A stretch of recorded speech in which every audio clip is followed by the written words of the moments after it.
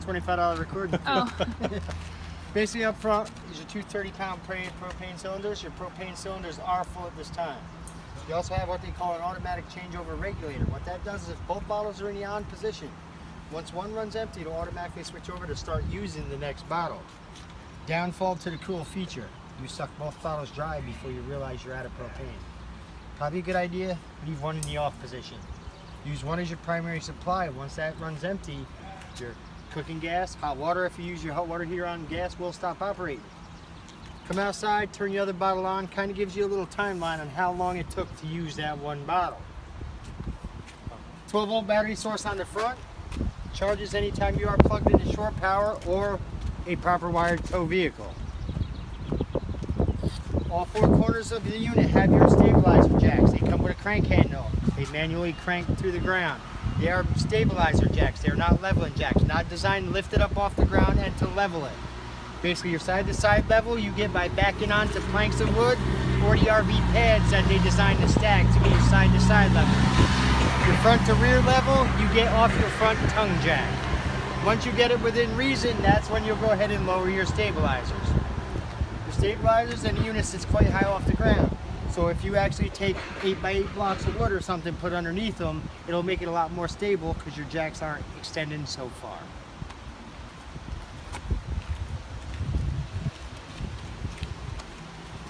This here is basically the exterior of your hot water heater. Pretty much nothing you need to do on the outside other than knowing where your drain plug is for winterization, which is this plastic plug down here. This bottle operates on propane, gas, or electric, whichever you choose to operate it on. I would also claim once a month, open this up if you can, get an air compressor or something to it, blow it all out, keep it free of dirt, debris, and spiders, cobwebs. This here is basically just the exhaust for your furnace.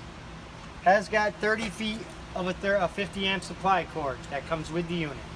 It's a twist lock style. Your outside shower equipped with your hot and cold water. Black tank flush valve. Basically what this is here is a black tank flush. Your black tank is your toilet tank and your wastewater from your toilet only. This valve here is actually what flushes and cleans that tank. Your sewer valves are down below here. You got your standard twist lock cap. The black one being your toilet water waste. The gray water, soapy sink waters and shower waters. Your water, you're always going to do your black first. Once your black's done draining, close it off. Then come over and do your gray. What that is so your gray water washes any solids from your toilet back out of the hose. So when you pick your hose up, it ain't got stuff from your toilet. And I would recommend once a week. Take your city water hose to here if you are in the full hookups. Have your black valve open, hook the hose here, and let your water run for about 5 minutes through the tank. Okay. So that's basically flushes and cleans and helps sterilize that tank so over a period of time your toilet doesn't start smelling like a Johnny on the spot. Okay. Outside storage compartment also is where your crank handle is. Freshwater tank fill. Basically this is an onboard storage tank for water. Basically a lot of times it's used for what they call dry camping. If you are not in a campground setting where you have this, you can fill your tank here. And there's a pump inside the unit to actually supply you with your pressure. If you are going to be placed in a campground, forget about this, you're never going to use it. Your city water hose goes right to the city water. You hook the campground's hose to your connection, turn it on, that automatically supplies you with your pressure. Cool. Cable connection. If you got a campsite with full connection, this is where you hook your cable to send your signal to the inside of the coach. Does have a ladder to access the roof. I would periodically, once a month, walk up over the roof. Make sure no tree branches or anything fell on it.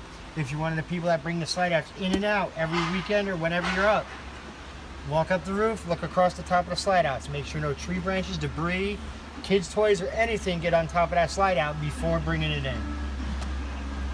If you do start to travel with the unit, there is no spot for this one here for a sewer hose. It would have to be stored in one of your main compartments.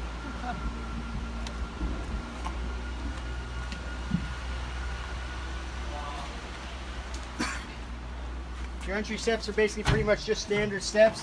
No locking mechanism or anything. Just grab and pull. It's got your rear entry door, equipped with your self-contained screen door. for those nice days, and also have the hold back so this way it's not blowing in the wind. Cool. The door actually can stay open. Awesome. Basically your outside power outlet for entertainment underneath your awning. Cool. Cable connection. There are those who like their television outside underneath their awning. If you are in a campsite with a full hookup over there, sends the signal out here for your television. This here is more power outlets for entertainment. Front entry steps are basically the same, just grab, fold right out, and your front stabilizers. Any questions on the exterior? No. No. Get to the fun stuff.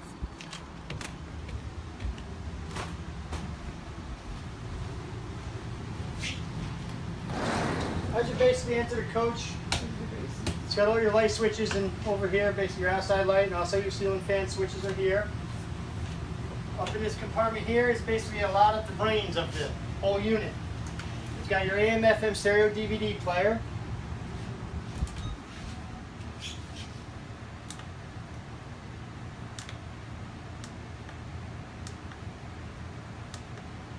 I like this upholstery better though. As far as your stereo system, Cool. it's got your A and B modes.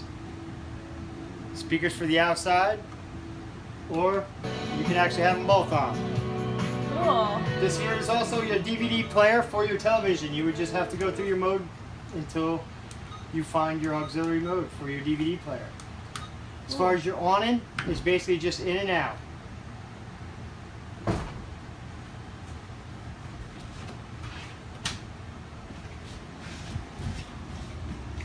Whoa. Basically, you see it there. That's when you want to hit the switch and stop it. Okay. Also up inside of here is basically all your light switches for throughout the whole unit. It's basically these here are all light switches. Got your interior and exterior lighting. Your awning lights up in there. All up in here. Your interior walkway lights, your exterior lighting. And these ones here also one there and your Cool. outside. What exterior lights do we have? Has the ones there, and there's also one circular disc lights on the sides of the unit, I believe, Oh. which they call the security lights. Also up inside here's a water pump switch. Now the only time you're really going to use this water pump is if you're not in a campground. You're going to be using the water from your freshwater tank. If they say there's going to be severe storms, chance of losing power, you're still going to be at the campground. Not a bad idea to fill that tank. Okay. Just remember to drain the tank every time you do fill it so the water doesn't stagnate. The other two switches on here for your hot water heater. You have your propane gas or electric, whichever you choose to operate it on. Your propane gas is a much quicker recovery than your electric. You can throw both switches on for a much quicker recovery. Okay. What is the quicker recovery benefit? What is that? Say you want more hot water quicker. Oh, I see. Say if you go and did some dishes and then jump right in the shower on electric, 3 minutes into that shower you're going to realize you're out of hot water. Oh. Propane gas heats it a lot quicker than it does on electric. Oh, okay. Okay. Also up inside here is a monitor panel. Shows your battery level, shows your freshwater tank level, shows your black tank and your gray tank. They're your waste tanks. Cool.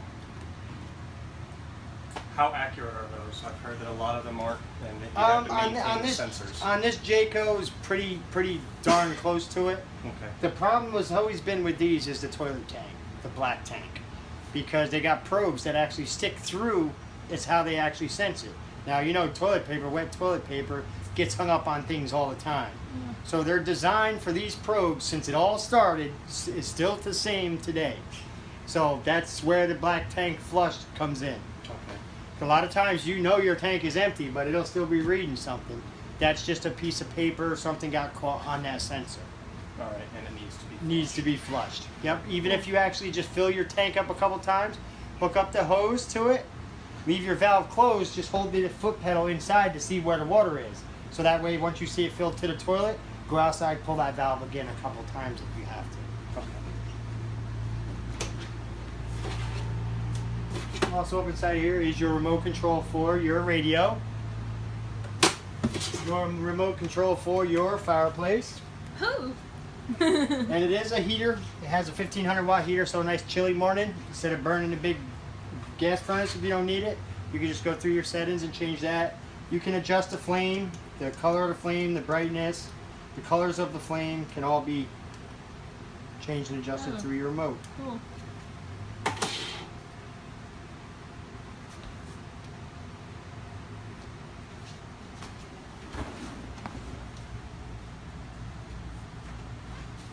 As far as your television, if you are going to be using a TV antenna and you don't have cable, when you get to where you're going, just go through the menu and do your auto scan. But this picture right here is actually just coming off your antenna. Oh, cool. So if you are in an area that you got a full site, do the auto scan, you may get. This location here, we get like 15 digital stations, Cool. high definition digital. If you get a picture that's got a, you can see the picture, can't quite hear it or anything, rotate your antenna. Okay. The antenna does rotate for fine tuning of certain channels. Okay. And that's an antenna that doesn't elevate up off the roof anymore. All it does is push in and rotate. But you do get some decent looking pictures. Awesome.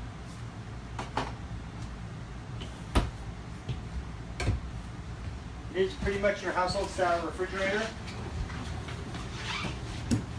You have to have propane gas. It does have the ice maker. Household style microwave, not a whole lot I'm going to explain about your household style microwave. Yeah. As far as the stove top, this is more like a household style range as well. It does have the electronic sparker to light the stove top, and that will light the top burners only. It does have a light in the range. The only time that actually activates is when you actually turn the oven on. We have a lot of customers coming back saying, my oven light don't work. They're relying on it to be a night light. It's not going to be a night light unless you feel like cooking overnight. A night light. That's what a lot of people use the range for, or the ice maker lights. And that's what they said. They're like, well, I use my range light for a night light. Get one of the ones that plug in. It's weird. Yeah. Sink's pretty much self-explanatory. Cool. Basically, all your overhead cabinetry, your lighting throughout. These here are for underneath the counter lights. Most customers don't even know they have them. Your sconce lights there. This here is basically a fan on the ceiling. It's 2-rate high. Ooh. Basically, your open and close is all done right here by power. Cool. And that's your open and close and on and off. Cool. It has got an central AC unit. Most of these are closed right now, and these vents are open. So it's going to dump most of your air out here. Basically, you want to have these ones actually open, and that actually uses central air without dumping all your cool air right here. Oh. If you're a little warm near the dinette table, you can flip one side open, and it's going to cool this area more than sending it through the ductwork. Cool.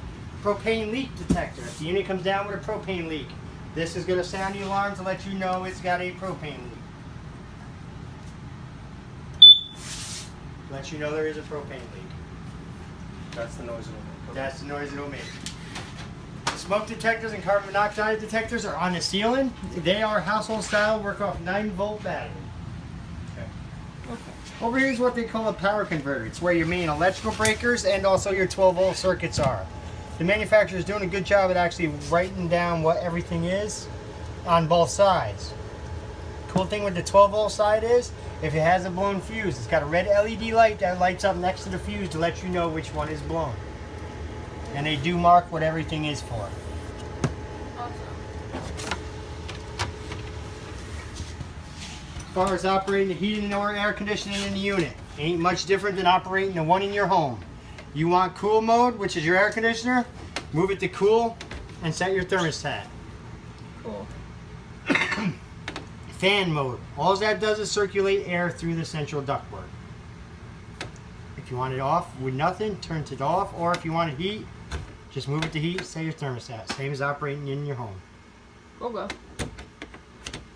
High and low fan speeds only work on the fan mode only. It does not work when it's in the AC mode, and the furnace does not have high and low fan speeds. Only one speed on the furnace and the AC in the AC mode. Cool. Fan speed high and low is on fan mode only.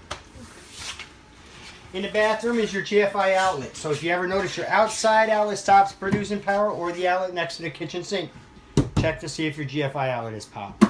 Cool. It's got your lighting, and also same thing is out there.